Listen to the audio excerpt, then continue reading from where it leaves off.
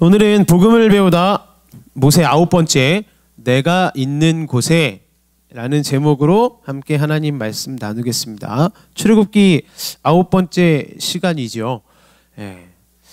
오늘 본문은 하나님께서 이스라엘에게 뭘 만들라고 하셨어요. 뭘 만들라고 하셨냐면 성막을 만들라고 하셨습니다. 읽기도 어렵습니다. 파란 실, 빨간 실, 고운 모지, 염소털, 수량 가죽, 부드러운 가죽 여러 복잡한 재료들이 막 나와요. 그래서 잘 안 읽게 되는 본문이에요, 사실. 그래서 많은 크리스천들이 창세기 열심히 읽고 공부하면서 내가 성경을 이제 일독을 한번 해봐야지. 그리고 창세기를 50장을 다 읽고 출애굽기를 열심히 야 모세 대단해 이러면서 이스라엘이 그렇게 구원 받았지 만나 매출하기 좋아 이렇게 하다가 이 25장부터 성경과 영원히 멀어집니다. 점점 멀어져요. 이게 출애굽기 25장입니다. 근데 우리 여러분 솔직하게 한번 생각해보죠. 인테리어 해보셨나요? 물론 해보신 분들도 있겠지만 인테리어를 대부분은 잘 안 해봤을 겁니다. 청년들은. 왜 우리 집은 이 단열재가 못 들어가는지 아시나요? 우리 집에는 마감재를 뭘로 사용했는지 여러분 아시나요? 잘 모르죠. 근데 모르는 게 죄도 아닙니다. 사실 그죠? 죄도 아니에요. 지금 이 비전룸 방음재가 없어서 방음이 잘 안 된다 그래가지고 천장에다가 방음재를 둘러놨어요. 청년들이랑 같이 작업해가지고 방음재를 좋은 걸로 붙여놨단 말이죠. 여러분 잘 모르시죠? 그죠? 알게 뭐예요, 그죠? 이 방음재가 붙었는지 말지 알게 뭐예요, 우리가 그죠? 그냥 방음만 잘 되면 되는 거죠. 마찬가지입니다. 하나님이 성막을 지으라고 하시는데 도대체 지금 이게 뭘 얘기하고 싶은 건가? 그리고 성막을 짓는 건 알겠는데 여기 무슨 실이 들어가고 뭘 가져와가지고 무슨 가죽을 가지고 와가지고 뭘 만들고 이게 지금 우리한테 뭘 우리한테 얘기하고 싶은 거냐? 이 궁금증이 든다는 거죠. 그래서 오늘 이 성막의 메시지를 우리가 세 가지로 나눠서 자세하게 좀 살펴보겠습니다. 첫째는 성막의 기능, 둘째는 성막의 조건, 마지막으로 성막의 완성 차례대로 살펴볼게요. 먼저 성막의 기능입니다. 성막에는 중요한 기능 두 가지가 있어요. 중요한 기능 두 가지가 있는데 첫 번째 기능은 함께하심. 두 번째 기능은 말씀하심. 이게 하나님께서 성막을 우리에게 허락하신 목적이라는 거죠. 그러면 함께하심부터 살펴볼까요? 우리 오늘 본문이었던 25장 8절 말씀을 보면 내가 그들 중에 거할 성소를 그들이 나를 위하여 짓되. 자, 성소를 짓는 이유가 분명히 나오죠. 하나님이 우리 중에 거하시기 위해서 내가 거할 성소를 지어라. 우리와 함께 하시기 위해서. 그러니까 죄인된 사람은 하나님과 가까이 할 수 없었지만 하나님은 성막의 건축을 통해서 이 사람과 함께 하시겠다고 말씀하신 거예요. 그러니까 거하다라는 의미가 사실 우리한테 잘 다가오지 않는데 그럼 하나님이 거하는 게 뭡니까? 이거 원어의 뜻으로 보면 살다, 입주하다, 들어가서 자리 잡다 이런 뜻입니다. 그러니까 우리 중에 하나님이 거하시겠다는 얘기는 우리와 함께 살겠다는 얘기죠. 하나님이 어떤 분이시냐? 나와 함께 들어가서 거기 같이 살기를 원하시는 분이라는 거예요. 이런 말인데 너무 진부하죠. 교회만 가면 하나님이 우리와 함께 하십니다. 하나님이 우리와 함께 계십니다. 이런 말을 해요. 근데 이 말이 너무 진부한 거예요. 그래서 우리한테 오히려 이런 말이 잘 다가오지 않는데 하나님이 함께 하신다는 말은 결과를 검사하시는 존재가 아니란 얘기예요. 하나님이 우리와 함께 하신다는 말은 하나님이 뭔가 우리의 삶의 결과를 검사하는 존재가 아니란 얘기입니다. 무슨 말이에요? 내 인생을 가만히 냅뒀다가 마지막에 내 인생 어떻게 살았다 결과만 딱 검사해가지고 너는 구원 너는 지옥 이런 존재가 아니라 이미 내 삶의 모든 과정 속에 동행하시는 존재라는 겁니다. 출애굽기 24장까지는 십계명 하나님과 맺은 언약과 계약의 내용들이 나온다고 지난주에 말씀드렸죠. 그러니까 하나님은 이 계약을 해놓고 야 너 이 계약이 다 만료될 때까지 열심히 한번 살아봐. 이 계약 지키면서 살아봐. 그렇게 세하나 보고 계약 만료될 때 네 인생 끝날 때 이 결과 가져와. 이런 계약의 상대가 아니라는 걸 얘기하는 겁니다. 도착 지점에서 기다리고 계신 분이 아니라 이미 24장까지의 그 계약 체결과 동시에 25장부터 그 계약의 내용들이 내 삶에 실현돼 갈 수 있도록 나와 동행하시는 하나님이다. 그러니까 당장 성막을 만들어라. 이 계약들을 위해서 네가 당장 성막을 만들고 이걸 지어라. 계약의 시작할 때부터 내가 너와 함께 하겠다. 함께 하시는 하나님이라는 거예요. 그런데 신앙생활을 오래 하신 분들 중에 이 함께 하시는 하나님을 인정하지 않는 분들이 계세요. 나도 모르게 내 맘대로 잘못된 하나님을 만들어낼 때가 참 많다는 거죠. 그 중에 하나가 이신론입니다. 이신론이 뭘까요? 이신론은 하나님이 계십니다. 하나님 계신 걸 인정해요. 하나님 계십니다. 하나님이 천지를 창조하셨습니다. 이걸 믿어요. 그런데 창조는 하셨지만 우리 삶에는 함께 하시지 않는다. 이게 이신론의 주장입니다. 하나님이 나를 창조하신 것도 인정해요. 하나님이 천지를 다 만드셨으니까 나도 만드셨지. 나의 창조주다. 이걸 믿어요. 인정하는데 내 삶에는, 오늘 내 데일리 라이프에는 하나님이 함께 하시는 분이냐? 그렇지 않다. 그 함께함을 말도 안 된다고 생각하는 거예요. 여러분들은 그렇게 생각 안 하시죠? 그죠? 근데 내가 그렇게 생각하지 않는 것 같지만 나도 모르게 내가 하나님을 이렇게 생각할 때가 있다는 거예요. 우리 삶의 개인적인 현실에 이게 어떻게 드러날까요? 혹시 좀 잘 나가는 분들, 돈이 좀 이제 내 수중에 돈이 좀 벌어지기 시작하는 분들 계십니까? 그러면 나도 모르게 어떻게 생각해요? 내 인생, 그래 내가 노력한 결과다. 야, 내가 그렇게 밤낮 막 힘들게 일하고 이렇게 열심히 노력해가지고 이렇게 하니까 내가 이렇게 벌고 요새 좀 잘 되지, 잘 풀리지. 내가 노력한 결과다 내 인생이. 이렇게 생각을 한다는 거죠. 여러분, 이게 증거예요. 이게 이신론적인 사고를 하고 있다는 증거입니다. 나는 이신론 같은 거 말하지 않지만 나의 실질적인 행동이 내가 노력한 결과라고 생각한다면 사람은 교만해져요. 이게 실제 현실적으로 느끼는 이신론의 모습이에요. 교만. 근데 반대로 약간 좀 내 인생이 안 풀리고 뭔가 내가 생각하는 것과 반대로 잘못되어 가는 분들도 계시죠? 마찬가지입니다. 그러면 그 인생에 하나님의 개입을 전혀 기대하지를 않기 때문에 뭘 하냐면 절망해요. 그리고 굉장히 비관적이 됩니다. 그러니까 이신론적 사고를 가진 사람들은 교만하거나 절망해요. 나도 모르게 하나님이 함께 하신다는 것을 믿지 못하는 사람의 특징입니다. 교만과 절망. 이와 반대로 하나님이 언제나 내 삶에 개입하고 계심을 고백하는 사람은 교만과 절망이 아니라 겸손과 소망 안에 거해요. 겸손과 소망. 현실적으로 함께 하시는 하나님을 믿는 자들의 특징이죠. 겸손, 소망. 개인적으로 우리 삶에 나타날 뿐만이 아니라 이 이신론적 모습은 사회적으로도 나타나는데, 이 이신론이 사회적으로 팽배해지면 어떤 현상이 나타날까요? 사실 지금 우리 한국 사회에 이미 벌어지고 있습니다. 이신론이 팽배한 모습이 이미 우리 한국 사회에 있어요. 요즘 문화의 특징이 있는데, 요즘 문화가 이렇게 얘기하죠. 우리 인생의 목표는 행복이다. 행복하게 사는 게 인생의 목표입니다. 그런데 그 다음이 문제라는 거죠. 하나님이 내 삶을 행복하게 만드시는 게 아니고요. 하나님이 내 삶을 행복하게 만들어 가시는 게 아니고요. 나한테는 이미 주어진 삶이 있는데 여기서 내가 스스로 원하는 걸 선택하고 그걸 선택해가지고 원하는 걸 이뤄내서 행복한 삶을 만들어가는 게 내 삶의 의미이자 목적이 돼요. 그래서 세상이 우리한테 자꾸 뭐라 그러냐, 이렇게 얘기하는 거예요. 당신이 하고 싶은 걸 하세요. 지금 당신이 하고 싶은 것을 이뤄보세요. 그게 진짜로 가치 있는 삶이고 그게 당신의 행복입니다.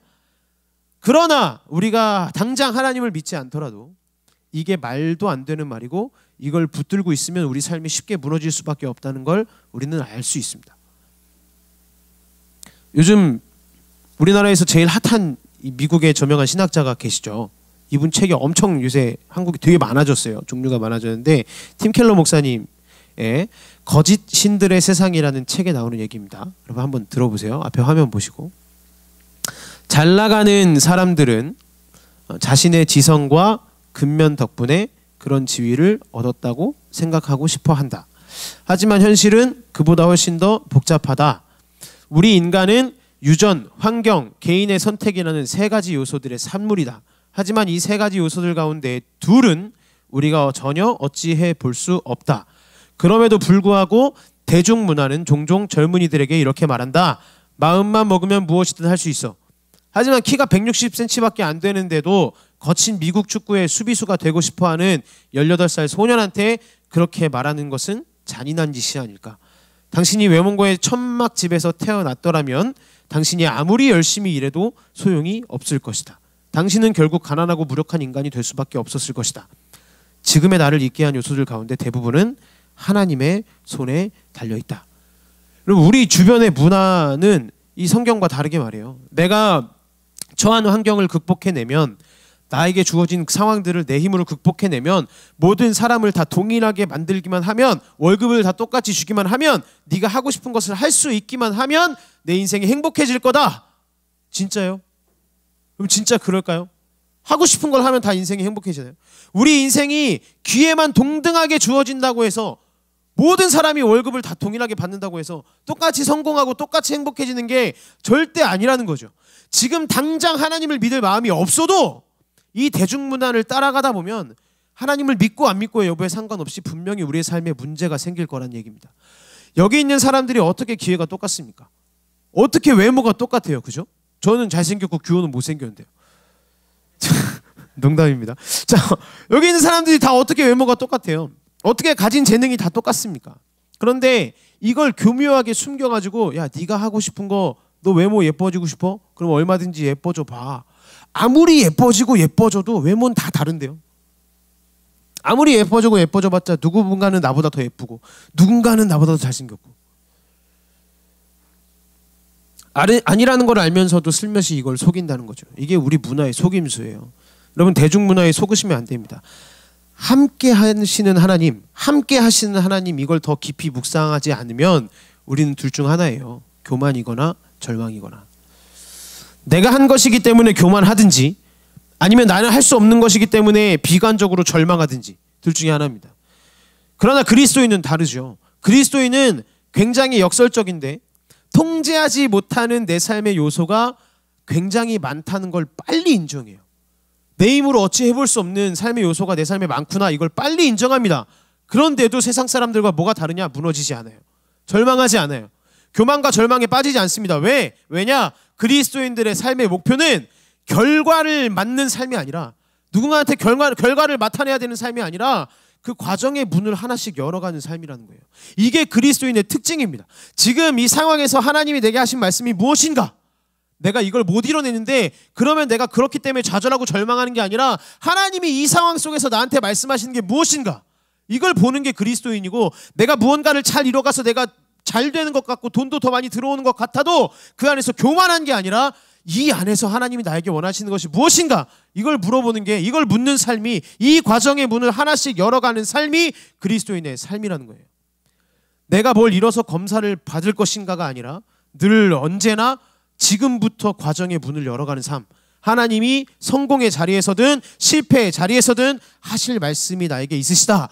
이게 내 인생의 가장 큰 주제입니다. 이게 함께 하시는 하나님과 관계를 맺는 우리의 삶의 특징이에요. 다음 성막의 기능은 말씀하심이죠. 말씀하심. 출애굽기 25장 22절을 보세요. 25장 22절입니다. 거기서 내가 너와 만나고 속죄소 위 곧 증거계 위에 있는 두 그룹 사이에서 내가 이스라엘 자손을 위하여 내게 명령할 모든 일을 내게 이르리라. 성막을 통해서 함께 하실 뿐만이 아니라 성막을 통해서 우리한테 말씀하시겠다는 거예요. 말씀. 성막에서 네가 실행할 수 있도록 내가 계속 말하겠다. 하나님이 무언가를 계속 말씀하신다는 겁니다. 뭘 말씀하세요? 오늘 이 성막 기록에 되게 중요한 특징이 있어요, 여러분. 출애굽기 25장부터 31장까지 계속해서 반복되고 있는 구절이 있는데, 그게 뭐냐면 하나님이 모세에게 말씀하여 이르시되, 이게 계속 반복됩니다. 하나님이 모세에게 말씀하여 이르시되. 하나님이 모세에게 말씀하여 이르시되가 몇 번 나오냐면 7번이 나와요. 근데 이 전체적인 구조가 뭐하고 비슷할까요? 혹시 아시겠나요? 7번 하면 뭐가 생각나죠? 천지창조. 창세기 1장하고 매우 비슷합니다. 자, 창세기 1장에도 뭐라고 나와요? 7일 동안 천지를 창조하실 때 제일 먼저 창조의 과정 앞에 뭐가 나와요? 하나님이 이르시되 빛이 있으라. 빛이 있었고, 하나님이 이르시되 궁창과 물을 나뉘어라. 나뉘었죠. 천지창조랑 똑같아요, 구조가. 그리고 마지막 날 뭐 하시냐? 안식하십니다. 이 구조거든요, 창세기가. 1일부터 7일까지 만드시고 마지막 7일 날 안식을 하세요. 지금 성막을 만들 때도 어떻게 하냐면 7번 동안 하나님이 모세에게 말씀하여 이르시되를 말씀하십니다. 하나님이 말씀하여 이르시되, 그리고 마지막에 뭐라고 하시냐? 안식일을 지켜라. 천지창조랑 구조가 똑같다는 거예요. 이 화면의 구절들 보세요. 25장 1절에 여호와께서 모세에게 말씀하여 이르시되, 30장 11절, 31장 12절 다 여호와께서 모세에게 말씀하여 이르시되, 그 뒤에 따라오는 공통점이 있는데 그게 뭐냐면 창조입니다. 하나님이 창세기 1장에서 창조를 하셨고 지금 내 삶에서 말씀하신 것이 뭐냐면 재창조예요. 하나님께서 나에게 창조를 하셨는데 이게 뭐냐면 내 원래 모습대로, 하나님이 나를 처음에 디자인하셨던 그 디자인 모습대로 나를 회복시키시는 거예요. 내가 하나님께서 말씀하신 대로 실행을 하면 어떤 일이 벌어질까요? 하나님이 모세에게 말씀하여 이르시되, 하나님이 영준이에게 말씀하여 이르시되 내가 그 말씀대로 행했습니다. 그러면 어떤 일이 일어나요? 내가 하나님께서 원래 디자인하신 그 모습대로 내 삶이 기능하게 될 뿐만이 아니라 내가 실행하고 내가 기능한 그 주변이 하나님께서 의도하신 모습대로 변화되기 시작한다는 거예요. 이게 그리스도인의 삶입니다. 쉽게 말하면 우리가 하나님의 말씀을 실행하면 그 원본에 가까워지는 거예요.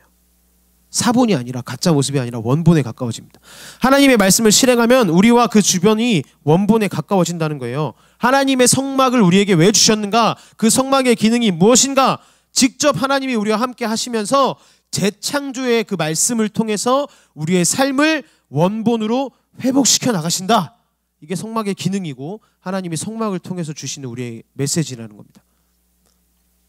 두 번째로 살펴볼 건 성막의 조건이에요. 그 하나님께서 성막을 통해서 그래 나와 함께 하시고 그 나에게 말씀해 주셨는데 이 성막을 우리가 어떻게 지어야 하는지 분명한 조건을 주셨어요. 성막은 이렇게 지어야 된다. 제가 아까 읽기도 싫다고 말씀드렸죠. 너무 많아요. 조건이 엄청 많아가지고. 근데 그 크게 보면 그 조건이 두 가지가 나옵니다. 여러 세밀한 것들을 다 모아서 성막의 조건 두 가지를 크게 보면 장소의 거룩, 시간의 거룩이 나와요. 거룩함이 성막의 주제입니다. 성막의 조건은 거룩함인데 두 가지 거룩함, 장소의 거룩, 시간의 거룩이 나와요. 이게 성막의 조건이, 하나님의 임재를 체험하는 조건이라는 거예요. 자, 1번 조건이 장소의 거룩이죠. 지금 성막의 이동성을 보여줍니다. 오늘 26장부터 우리가 읽지 않았지만 31장까지를 쭉 보면 우리가 성막의 특징 하나를 알 수가 있는데 그게 뭐냐면 이동성이에요. 이스라엘 백성이 있는 데가 지금 어디죠? 광야에 있잖아요. 이스라엘 백성이 광야에 있어요. 근데 그 광야에서 이동을 하기 시작하는데, 그죠? 그 자리에만 머물러 있으면 안 되니까 하나님 주신 땅으로 가야 되잖아요. 그러니까 막 이동을 해요. 근데 이 이동할 때 성막은 언제나 이 이스라엘 백성 무리와 같이 따라다녀야 됐어요. 이동할 때 성막에 계속 같이 다닌다고요. 출애굽기 25장 14절 15절 한번 보세요. 같이 읽어볼까요? 화면 보고 시작. 그 채를 궤 양쪽 고리에 꿰어서 두고 빼지 말지며. 자, 여기서 채라는 것은 운반할 때 사용하는 막대기 같은 걸 말합니다. 뭐라고 말씀하시는 거냐? 이 채를 절대 빼지 말아라. 이게 성막의 이동성을 보여준다는 거예요. 이걸 절대 빼지 말고 언제든지 자다가도 일어나서 이동해야 되면 이동할 수 있도록 준비를 해놔라, 이 얘기입니다. 오늘 다 얘기할 수는 없지만 성막의 가장 큰 특징 중 하나가 쉽게 분리할 수 있고 쉽게 조립할 수 있다는 거예요. 분해와 조립이 굉장히 쉽습니다. 왜 그렇게 만들었을까요? 막이 있으면 어떻게 이 막을 만드냐면 이 커튼 같은 막을 굉장히 포개기 쉽게 만들어요. 빨리빨리 포개가지고 이동하기 쉽게 그렇게 만들어요. 하나하나의 모든 것들을 다 그렇게 이동하기 편하게 만듭니다. 그러니까 이동하기가 쉽게 조립과 분해를 용이하게 만들어 놓고 이 이동성을 강조한 게 성막의 특징이라는 거예요. 그래서 구약학자 박철원 교수님이 자기 책에서 성막을 이렇게 설명을 합니다. 한번 들어보세요. 성막은 한 곳에 고정되어 있도록 만들어진 성소가 아니라 이스라엘이 가는 곳마다 그들과 함께 가기 위해서 만들어진 것이다. 하나님의 임재는 동행하시는 임재이다. 이스라엘이 있는 곳에 하나님도 있다. 이게 성막의 메시지입니다. 이동성. 장소의 거룩이 성막의 조건이에요. 우리한테 적용하면 어떤 뜻일까요? 우리가 교회뿐만 아니라 어느 장소에서든 성막에 함께 해야만 하나님의 임재를 느낄 수 있다는 거죠. 이게 하나님의 임재를 체험하는 성막의 조건이라는 겁니다. 이 성막의 이동성을 우리가 알면 우리의 삶을 바라보는 관점을 바꿀 수 있는데, 여러분 기억하세요. 지금 내가 있는 장소나 지금 내가 만나는 사람의 수준이 어떤가, 이건 하나도 중요하지 않습니다. 내가 있는 장소, 내가 만나는 사람의 수준 중요하지 않아요. 내가 있는 장소가 어디냐, 내가 지금 만나고 있는 사람이 어떤 수준이냐, 이게 중요한 게 아니라 그 모든 걸 압도하는 하나님 앞에 서 있는 내 마음의 상태가 중요한 겁니다. 내가 하나님을 향하는 그 임재의 능력이 상황의 승패를 결정하는 거라는 거예요. 환경이 안 좋아서, 내가 있는 곳 막 장소나 시설이 나빠서, 내 상사가 싸가지가 없어가지고 아니에요. 내가 그분 앞에 있는데 그분의 임재가 그 상황을 지배한다는 거예요. 그분의 임재가 그 사람을 지배한다는 겁니다. 장소나 사람의 문제인 게 아니라 나와 하나님과의 관계의 승패가 달려있다. 이게 지금 성막을 통해 우리에게 주신 메시지예요. 토킹 투 크레이지라는 책이 있어요. 미국의 미국 최고의 정신과 의사인 마크 고울스톤이라는 분이 쓴 책인데, 부제가 되게 재밌습니다. 이 책 부제가 뭐냐면, 책 부제를 읽는 거니까 욕설은 아닙니다. 또라이들을 길들이는 대화의 기술이 부제예요. 또라이들을 길들이는 대화의 기술. 혹시 직장이나 주위에 또라이 있으신 분들 한번 읽어보세요. 책의 핵심 내용은 이겁니다. 또라이가 중요한 게 아니다. 핵심 내용이에요. 또라이는 바뀌지 않는다. 또라이는 안 바뀐다는 거예요. 그러면 뭐가 문제냐? 뭐가 핵심이냐? 그놈들은 안 바뀌는데, 그 또라이는 안 바뀌는데, 그 또라이들을 다루는 당신의 기술, 당신의 지혜, 당신의 지배력이 문제라고 얘기를 하는 거죠. 대표적인 예를 하나 살펴볼까요? 책에 실려있는 이제 얘기인데, 한 부부가 있어요. 남편이 말을 잘 안 합니다. 집에 들어와도 뭘 물어보면 말을 안 해요. 되게 표정이 막 피곤해 보여가지고, 뭐 오늘 여보 힘들었어요? 대답을 안 합니다. 이 아내가 이제 싫은 거죠. 너무 스트레스를 받는 거예요. 저 남자는 내가 무슨 말만 해도 대꾸도 안 하고 뭐 하는 거야? 막 화를 냅니다. 퇴근해가지고 막 이렇게 대화가 없으니까 이분이 이제 저자한테 가서 도움을 청한 거예요. 정신과 의사한테 가서. 그래서 저자의 도움을 받고 시키는 대로 하겠다는 약속을 하고, 아내가 돌아와서 남편에게 말을 하는 겁니다. 여보, 나 하나만 뭐 좀 도와줘. 그래서 남편이 뭐 했겠죠. 뭐 되게 퉁명스럽게 뭐 했는데, 책에 나오는 내용 그대로입니다. 제가 욕을 하고 싶어서 쓴 게 아니에요. 자, 그러자 델라, 부인이죠. 델라는 남편 에릭의 눈을 똑바로 보며 이렇게 말했습니다. 아이 씨발라 먹일, 나 좀 그만 따라다녀. 말한다고 해서 하나도 기분이 좋아지지 않아. 그냥 그 아가리 좀 닥치고 있으라고. 아내가 남편한테 한 말이에요. 남편이 아내한테 한 게 아니라 아내가 남편한테 하고, 남편의 입이 떡 벌어졌습니다. 하지만 델라는 따라하라는 몸짓을 했죠. 그래서 따라해서 에릭이 남편이 시키는 대로 이 말을 했어요. 한편으로는 다음에 무슨 일이 벌어질지 남편이 궁금해한다는 것을 알 수 있었습니다. 아내가, 델라는 그저 다정한 미소를 보이고는 이렇게 말했습니다. 잘했어. 이제 말을 하네. 당신이 쏟아내고 싶은 말이 그거일 것 같더라고. 그래, 저녁은 뭘 먹을까? 남편은 고개를 절레절레 흔들더니 웃음을 터뜨렸습니다. 당신은 또라이야. 에릭이 말했죠. 그리고 잠깐 생각해 보는 것 같았습니다. 이윽고 에릭이 입을 열었습니다. 그래, 내가 좀 말을 걸기가 쉽지 않은 사람이긴 해. 자신의 모습을 인정한 거죠. 지금 이 안에 이전과 똑같은 남편을 대하고 있어요. 대답하지 않는 남편, 집에서 어떤 대화도 하지 않고 아내의 무슨 질문에 무슨 물음에도 답하지 않던 또라이 같은 남편인, 그 남편은 바뀌지 않았습니다. 장소가 바뀌거나 사람이 바뀐 게 절대 아니에요. 뭐가 바뀌었죠? 상대를 지배하는 자신의 지배력이 바뀐 거예요. 이겁니다, 여러분. 오늘 내가 속한 장소나 내가 만나는 사람의 수준보다 훨씬 더 중요한 게 우리 인생에 있는데, 하나님의 임재 속에 있는 나의 지배력, 나의 순종, 나의 평안, 나의 대응력이 그 무엇보다 훨씬 중요하다는 거예요.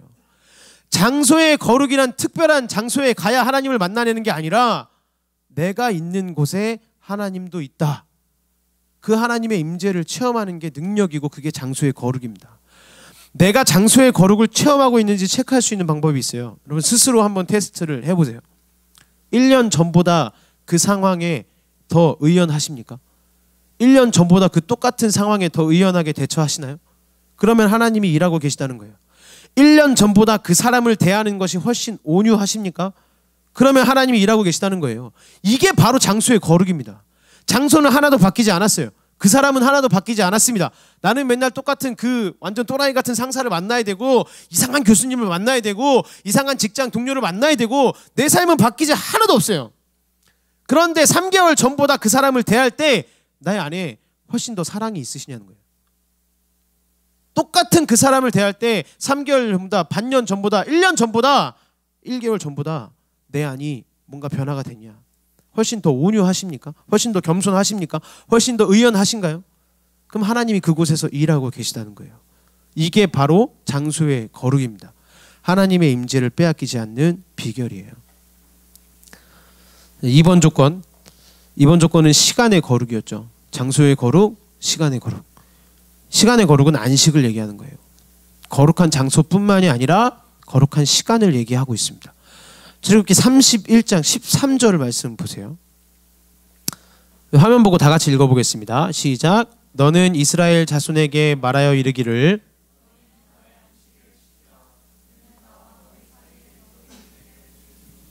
나는 너희를 거룩하게 하는 여호와인 줄 너희가 알게 함이라.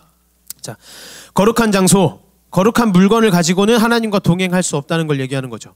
성경은 거룩의 개념의 그 마지막 그리고 그 핵심의 시간의 거룩, 안식일을 분명히 제시하고 있다는 겁니다. 구별된 시간을 언제나 확보하라는 거예요. 구별된 시간.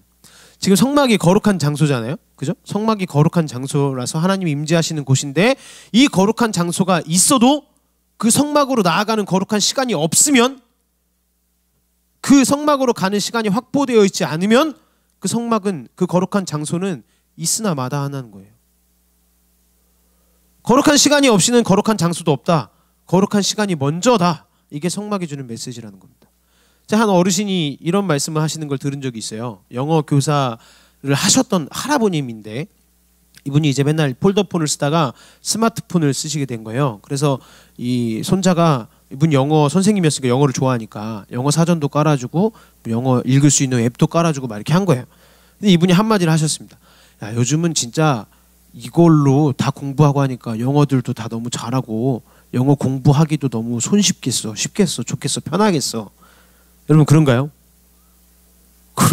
그런 거 나왔어도 여전히 어렵잖아요, 영어 공부하기. 그죠? 전 너무 어렵던데요. 그러니까 장소의 거룩이라는 건 물건을 거룩히 하라는 게, 그게 중요한 게 아닙니다. 장소를 거룩하게 하는 게 중요한 게 아니에요. 그게 앱이 됐든 사전이 됐든 종이 쪼가리가 됐든 그걸 써야 되는데, 직접적으로 그걸 사용해야 되는데 쓸 시간이 없잖아요. 결국은 내 시간을 투자해야 되는 건데 좋은 앱만으로는 안 된다는 거죠. 그게 있으면 뭐예요? 보질 않는데. 직접 시간을 내서 하는 게 중요한데 오히려 요즘은 시간의 거룩을 확보하기가 더 어렵죠. 그죠? 뭔가 구별된 시간을 드리기가 어려워요. 그러니까 이게 모순 같습니다. 장소의 거룩은 점점 좋아져요. 장소의 거룩은 점점 좋아져요. 근데 시간의 거룩은 너무 없어집니다. 우리가 점점 바빠지고 있거든요. 근데 여러분 기억하십시오. 거룩이라는 것이 결국은 구별된다는 뜻인데, 내 거룩과 내 구별됨을 만들어내는 것은 시간부터 시작하는 거예요. 구별된 시간 없이는 구별된 콘텐츠가 나올 수가 없습니다. 우리가 1년 후에 뭘 하고 있을지 알 수 있는 방법이 있어요. 지금 내가 시간을 구별해서 하고 있는 그건 1년 뒤에도 아마 하고 있을 겁니다. 오늘 안 하고 있는 것 1년 뒤에 할 리가 없어요. 우리가 거룩을 온전히 이뤄내고 싶다면 그 시간의 거룩부터 시작을 해야 된다는 거예요. 우리의 삶에도 마찬가지입니다. 구별된 하나님과의 관계뿐만이 아니라 구별된 무언가를 만들어내고 싶으신가요? 그러면 구별된 시간부터 만드십시오. 시간이 전제되지 않은 열매는 다 가짜예요. 잘 보세요. 다음 주 금요학경회가 있고 청년교회 주간입니다. 우리 매주 1시 50분에 예배 준비 기도 모임 갖습니다. 시간의 구별부터 시작해야 기도가 따라오죠. 장소가 좋으면 뭐예요? 맨날 추운 겨울날 빵빵하게 히터 나오는 비전룸 있으면 뭐합니까? 시간을 확보하지 않으면 기도는 이루어지지 않습니다. 충분한 시간을 투자하지 않는데 하나님의 뜻을 분별할 수 있는 방법은 없어요. 큐티책 한번 쓱 그냥 읽어보세요. 집에 큐티책 있으시면 진짜 그냥 한번 쓱 읽어보세요. 대충. 솔직히 15초면 읽어요. 그죠? 성경 말씀이 막 몇십 절 나오는 것도 아니고 오늘의 말씀 펴놓고 말씀 이렇게 읽는 거 빨리 읽으면 15초면 읽습니다. 내용이 뭐 어렵다 뭐 이런 게 중요한 게 아니에요. 거기에 머무르고 있다면 거기에 거룩이 시작된 겁니다. 시간의 거룩을 지키지 않는 신앙은 사기예요. 여러분 기억하셔야 됩니다. 시간의 거룩을 확보하지 않는 사업은 한탕주의예요. 사기라는 거죠. 시간으로 구별하지 않는 나의 공부는 거룩을 잃어버린 공부입니다. 뭔가 바른 자세로 앉아서 공부하는 게 공부가 아니죠. 하나님 앞에 구별되셨나요? 거룩한 공부라는 것은 공부할 시간을 구별하는 거예요. 충분한 시간을 투자하지 않고 그 열매를 바라보는 것, 그것이 불순종이고 그것이 우리 삶의 거룩을 깨뜨려 버립니다. 하나님의 임재는 시간 안에 있어요. 이게 성막의 조건입니다. 마지막으로 성막의 완성이죠. 자, 이런 성막의 조건들을 우리가 다 지켰어도 이 성막에 우리가 들어갈 수 있을까요? 구약에 근거한다면 들어갈 수 없습니다. 성막에 아무나 들어갈 수 없죠. 하나님의 음성을 직접 들을 수 있는 자는 하나님의 성막에 들어오게 하시는 대표자밖에 없었어요. 그 대표자가 누구예요? 제사장이죠. 레위 지파의 후손 아론과 그 아들들을 택하셔서 하나님이 그 역할을 감당하게 하셨는데, 대표자가 돼서 성막에 들어갈 수 있는 사람들을 우리는 제사장이라고 부릅니다. 출애굽기 28장 3절 말씀 보세요. 너는 물은 마음에 지혜 있는 모든 자 곧 내가 지혜로운 영으로 채운 자들에게 말하여 아론의 옷을 지어 그를 거룩하게 하여 내게 제사장 직분을 행하게 하라. 성막에 들어가는 자는 이스라엘 백성들 다 들어갈 수 있는 게 아니라 거룩한 자, 제사장만 가능했다는 거예요. 하나님의 음성을 들을 수 있는 것이 모두 이 대표인 제사장에게 달려 있습니다. 이 사람이 음성을 못 들으면 이스라엘 백성이 다 못 듣는 거예요. 대표한테 달려 있어요. 그래서 이 사람은 훨씬 깨끗하고 훨씬 더 완벽해야 됐습니다. 그래서 출애굽기 25장과 26, 27, 28장에 가면 제사장이 어떤 옷을 입어야 되는지, 제사장 몸 어디에는 뭘 발라야 되는지, 제사장은 어떻게 자신을 깨끗하게 해야 되는지 이런 게 다 자세하게 적혀 있어요. 왜냐? 이 한 사람이 거룩하게 서 있음을 통해서 이 사람이 하나님과 교제를 하고 이 사람이 어떻게 하나님 앞에 서 있느냐에 따라서 이스라엘 백성과 하나님과의 관계가 설정되니까요. 이 사람한테 다 달려 있었다는 거예요. 요즘 말로 따지면 여러분의 모든 신앙생활과 여러분의 모든 믿음의 생활들의 그 대표는 저인 겁니다. 제가 하나님 앞에 범죄하고 제가 막 쓰레기처럼 살았으면 여러분 인생에 하나님 다 떠나시는 거예요. 옛날엔 그랬습니다. 그래서 이 제사장이 이 대속제일이 되기 전에 일주일 전부터 격리가 돼요. 제사 시간도 아닌데, 제사 날도 아닌데 이 제사 있기 일주일 전부터 이 이스라엘 백성들과 격리가 돼요. 쉽게 얘기하면 독방에 산다는 얘기예요. 다른 사람들이랑 이런저런 일들을 하다가 스스로 죄를 범할까 봐, 그 죄를 범하면 안 되니까 독방에 가둬놓습니다. 혹시 이상한 걸 만지거나 이상한 행동들을 하지 않도록 일주일 전에 미리 격리를 시켜요. 그리고 일주일을 그렇게 버티다가 속죄일이 되면 당일에 머리끝부터 발까지 싹 목욕을 한 다음에 흰색 세마포 옷을 입고 먼저 첫 번째 들어갑니다. 첫 번째 들어가요. 자기 죄를 대속하기 위해서 짐승을 잡아서 드려요. 그리고 다시 나와요. 두 번째 목욕을 하고 두 번째 깨끗하게 해서 세마포 옷을 입고 두 번째 들어갑니다. 그때는 누구냐면 자기 자신이 아니라 자기 말고 다른 제사장들, 그 제사장들을 위해서 또 희생 제물을 드려요. 그리고 또 나와요. 다시 목욕하고 다시 깨끗하게 씻고 이렇게 한 다음에 다시 새 옷을 입고 또 들어갑니다. 세 번째. 이 세 번째 들어가서야 이스라엘 나머지 백성들의 죄를 대속하는 일들을 하는 거예요. 이렇게 나눠서 해야 되는 거예요. 내가 죄가 있는 상태로는 백성들의 죄를 깨끗이 해줄 수 없기 때문에 내가 먼저 씻고, 내 제사장들을 먼저 씻고 그 다음에 백성들 씻고. 여러분, 특징이 뭐냐면 이 사람들이 이렇게 일을 하고 이렇게 몸을 씻고 막 왔다 갔다 하는 동안 이게 어떠냐면 이스라엘 백성들이 다 지켜봐요. 이걸 다 볼 수 있게 만들어놨습니다. 그러니까 내가 무슨 행동을 하고 내가 어떻게 씻고 내가 어떤 거를 깨끗이 안 하는지 이걸 다 보는 거예요, 백성들이. 대표자 한 사람의 운명이 하나님과 나의 운명이었기 때문에 볼 수 있는 구조로 만들어 놓은 겁니다. 내가 들어갈 수 없잖아요. 내가 못 들어가잖아요. 저 사람이 잘 해줘야 내가 사는 거예요. 저 사람이 그 절차를 잘 지키고 깨끗하게 살아줘야 내가 사는 거예요. 내가 지금 하나님의 뜻이 필요한데 나는 거기 못 들어가거든요. 그 성막에. 하나님의 임재 장소에 나는 못 들어가거든요. 저 사람이 대신 들어가서 그 뜻을 알아봐줘야 돼요. 대신. 내가 지금 회개를 해야 되는데 나는 회개할 자격조차 없는 거예요. 내 힘으로 회개를 못해요. 저 사람이 나 대신 들어가서 그 회개에 성공하지 않으면 나도 같이 죽는 거예요. 저 사람한테 다 달려 있습니다. 그러니까 뜬 눈으로 밤잠 설쳐가면서 저 사람이 하는 걸 다 볼 수 있었다는 거예요. 그런데 스가랴서에 보면 이 대제사장이 세마포 옷을 입고 하나님 앞에 섰는데도 불구하고, 자기 몸을 깨끗이 씻고 세마포 옷을 입고 하나님 앞에 섰는데도 불구하고 하나님이 환상 속에서 스가랴 선지자에게 뭐라고 말씀하시냐? 흰 옷을 입은 대제사장이었음에도 불구하고 너 너무 더럽다 라고 말씀하십니다. 스가랴 3장 4절 보세요. 여호와께서 자기 앞에 선 자에게 명령하사 그 더러운 옷을 벗기라 하시고 또 여호수아에게 이르시되 내가 내 죄악을 제거하여 버렸으니 내게 아름다운 옷을 입히리라 하시기로. 이게 무슨 의미냐면 하나님 앞에 이 대제사장이 아무리 목욕을 하고 아무리 깨끗한 옷을 입었어도 너무 더럽다는 거예요. 스가랴 선지자가 되게 놀란 거예요.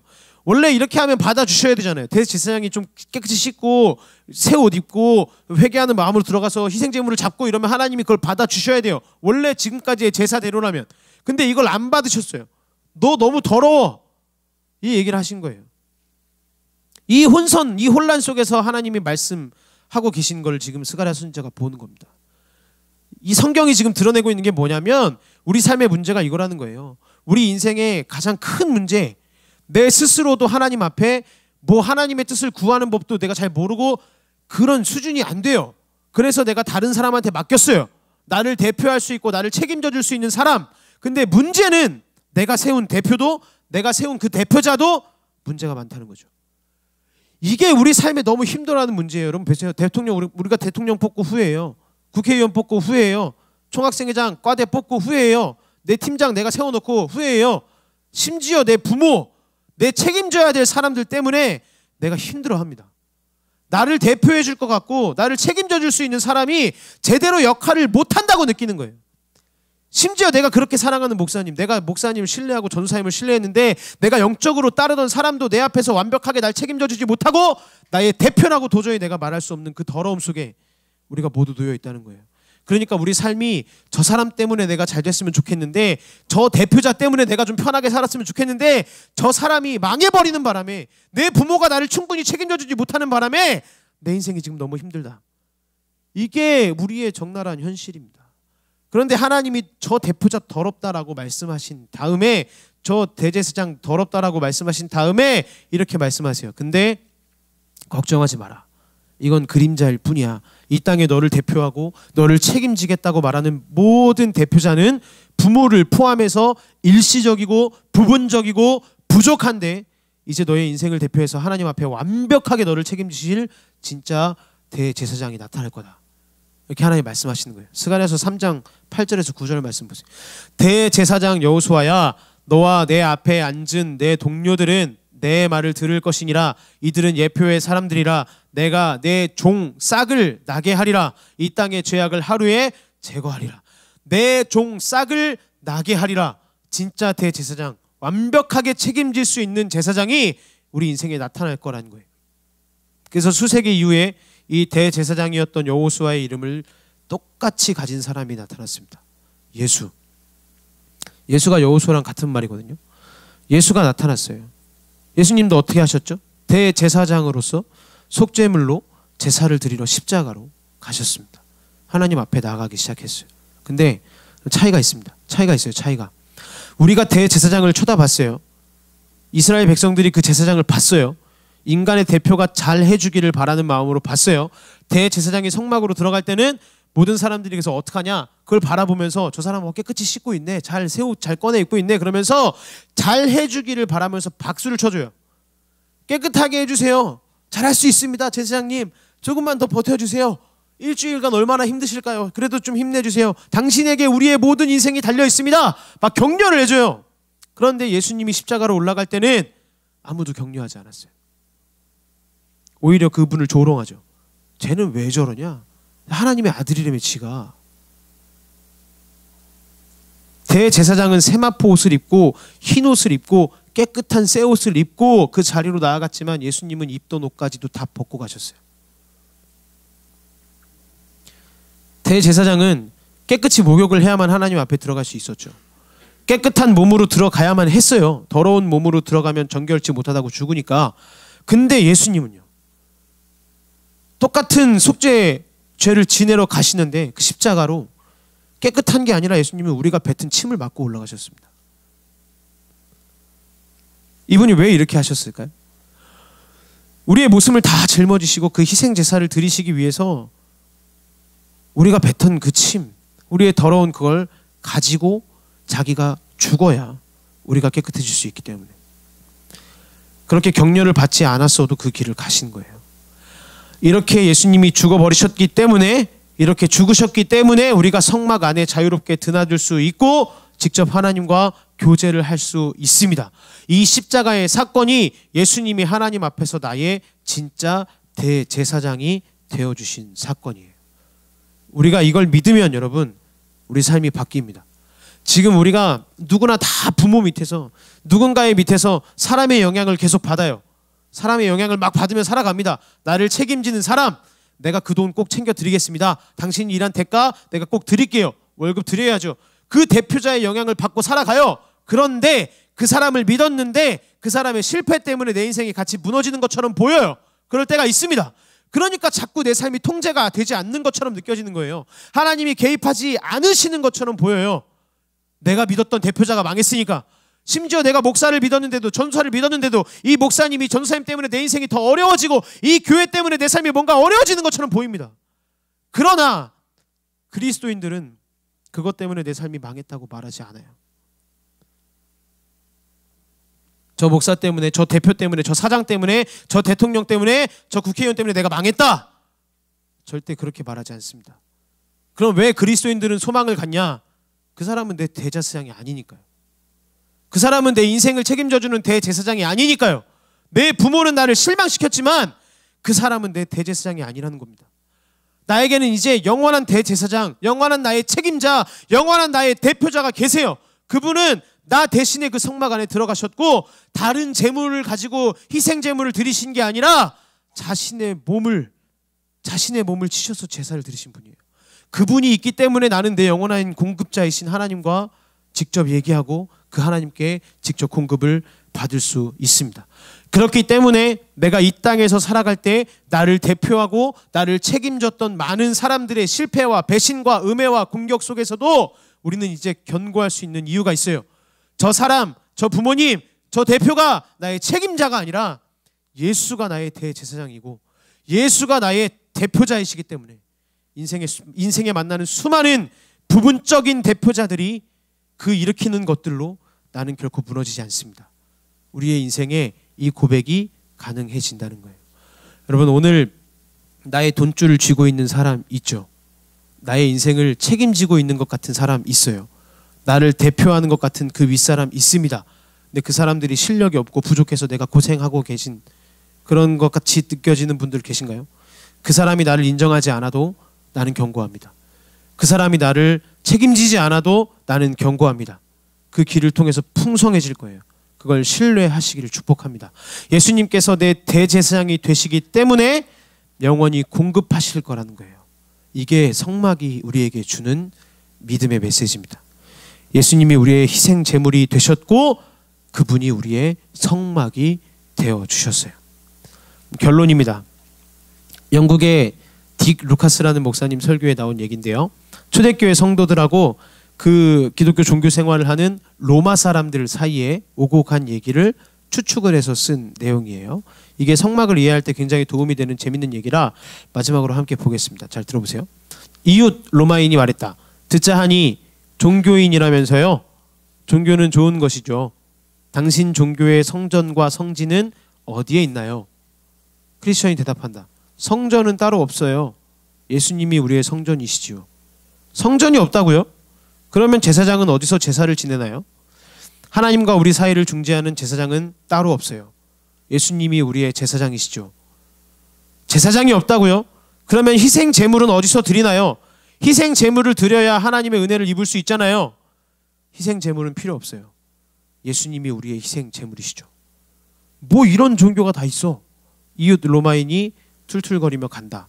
맞는 말이다. 기독교는 종교가 아니다. 여러분, 이게 예수를 믿는 자에게 은혜입니다.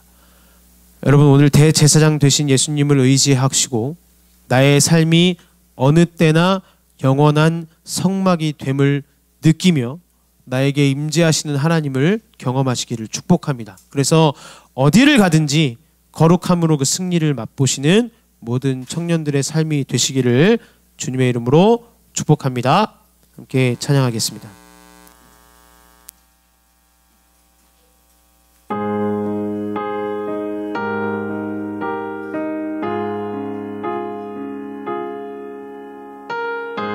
우리 인생의 모든 주인 되시는 그 주님을 함께 고백하며 찬양합시다.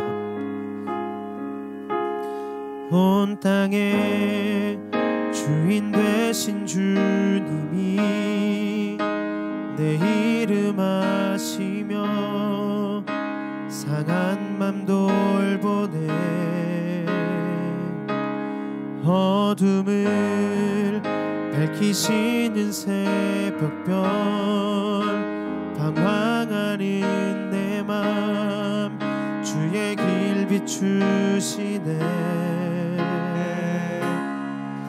나로 인함이 아닌 주가 행하신 일로 나의 행함이 아닌 오직 주로 인하여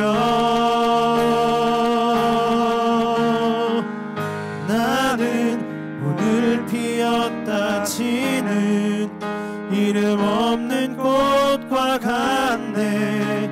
바다에 있는 파도 안개와 같지만 주는 나를 붙드시고 부르짖음 들으시며 날 귀하다 하시네. 우리 한 번 더 처음부터 고백하며 찬양합시다.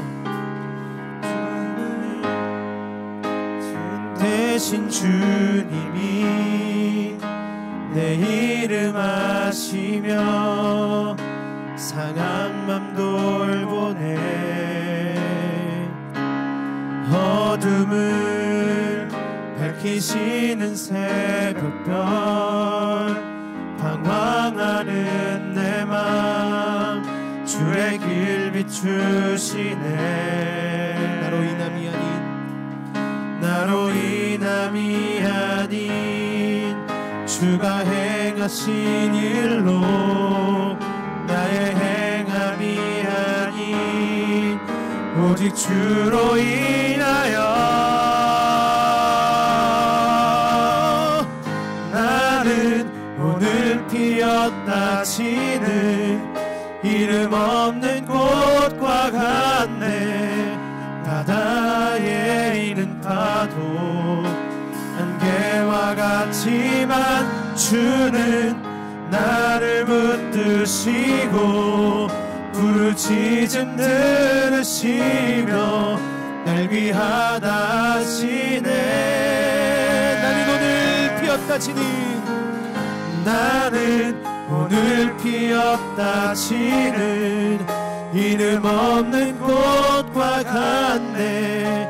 바다에 있는 파도 안개와 같지만 주는 나를 붙드시고 부르짖음 들으시며 날 귀하다. 우리 한 번 더 전심을 다해서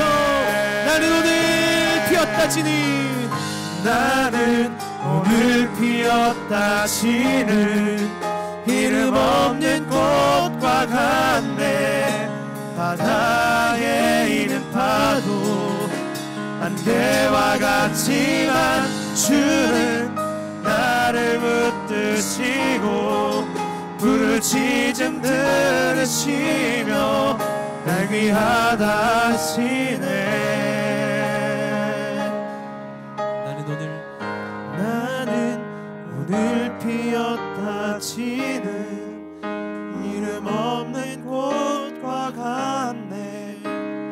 바다에 있는 파도 안개와 같지만 주는 나를 붙드시고 부르짖음 들으시며 날 귀하다 하시네.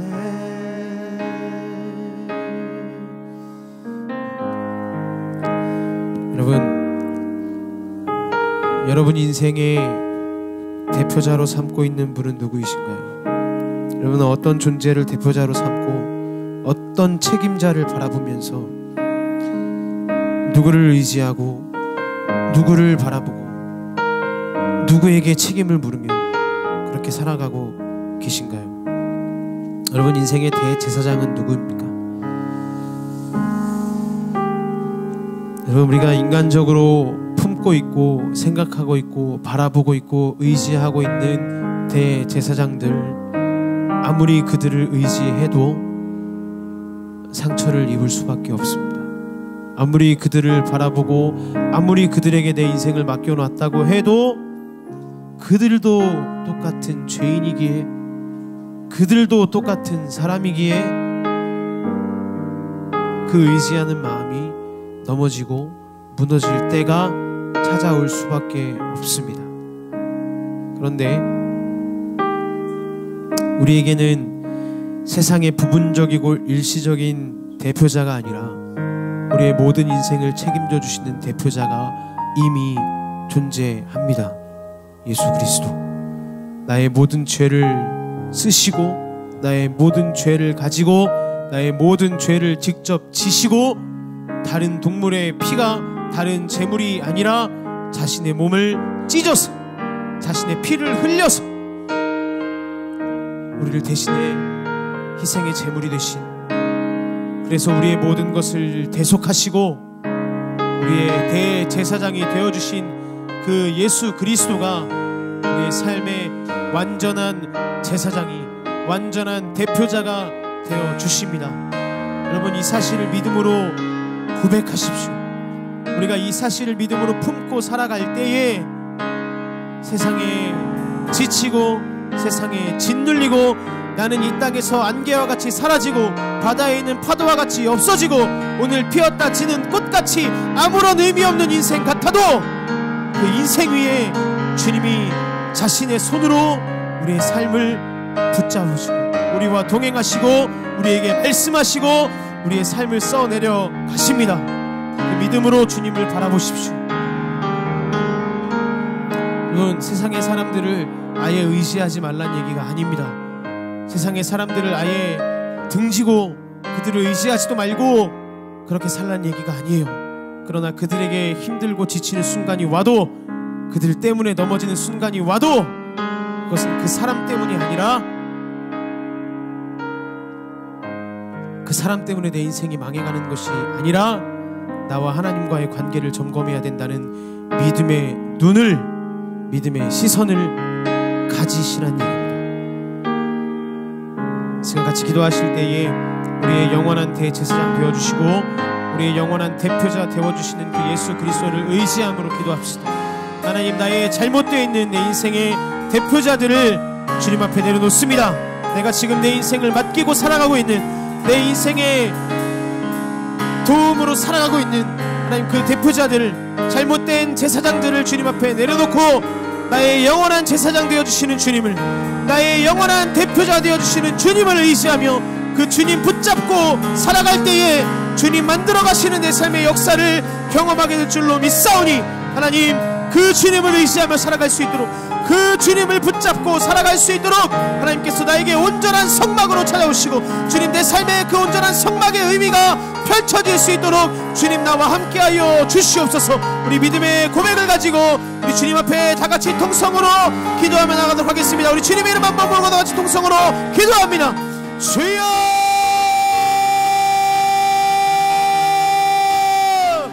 아버지 하나님, 이 시간 가운데 기도하며 나갑니다.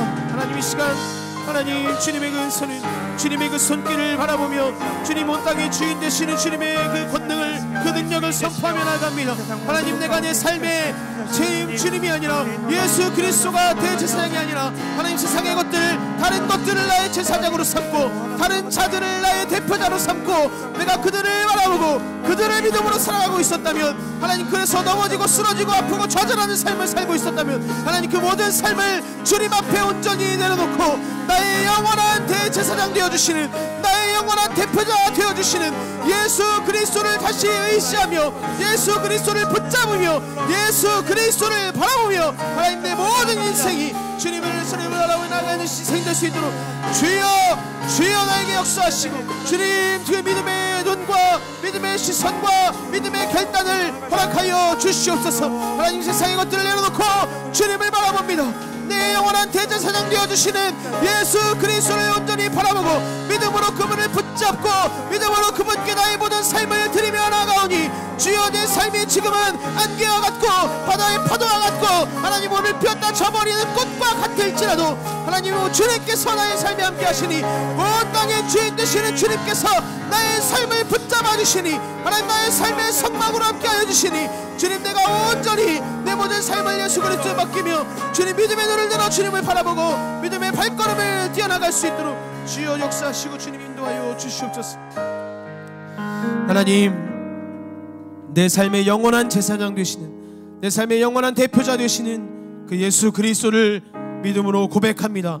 하나님 잘못된 제사장들을 잘못된 세상의 대표자들을 내세워서 그것이 뒤집어지면 그것이 무너지면 내 삶이 끝나버리는 것처럼 이 세상의 문화에 빠져 그렇게 살고 있는 청년들의 삶이 있다면 하나님 그 잘못된 제사장들을 돌이키게 하시고 우리의 영원한 제사장 되어주시는 예수 그리스도를 믿음으로 선포하고 고백하며 살아갈 때에 지금 당장 내 삶은 아침에 피었다 져버리는 꽃과 같고 바다에 일었다가 금방 사라져버리는 파도와 같고 오늘 나타났다가 없어져버리는 안개와 같을지라도 불확실하고 불분명한 미래가 펼쳐져 있을지라도 예수 그리스도께서 내 인생의 모든 대표자 되어주시고 예수 그리스도께서 영원한 나의 대제사장이 되어주셔서 내게 성막으로 역사하시며 내 인생의 성막으로 내 모든 삶에 동행하시는 줄 믿음으로 선포하며 하나님 그 예수 그리스도를 붙잡고 내 삶의 믿음의 발걸음으로 담대히 걸어나가는 모든 청년들의 삶이 되어질 수 있도록 주님께서 함께 하시고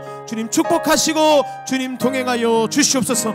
온전한 성막이신 예수 그리스도를 믿음으로 고백하며 하나님 그분을 우리의 주인으로 삼고 온 땅의 주인 되시는 예수 그리스도가 내 삶을 만져나가심을 내 삶을 이뤄가심을 믿음으로 선포하며 바라보며 경험하며 살아가는 우리의 삶이 될 수 있도록 주님 우리 가운데 축복하시고 우리와 함께하여 주시옵소서.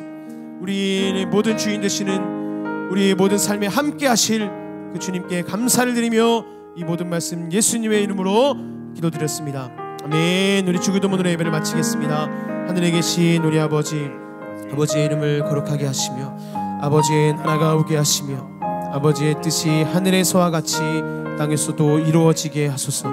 오늘 우리에게 용할 양식을 주시고 우리가 우리에게 잘못한 사람을 용서하여 준 것 같이 우리 죄를 용서하여 주시고 우리를 시험에 빠지지 않게 하시고 악에서 구하소서. 나라와 권능과 영광이 영원히 아버지의 것입니다. 아멘. 우리 하나님께 영광의 박수 올려드리겠습니다.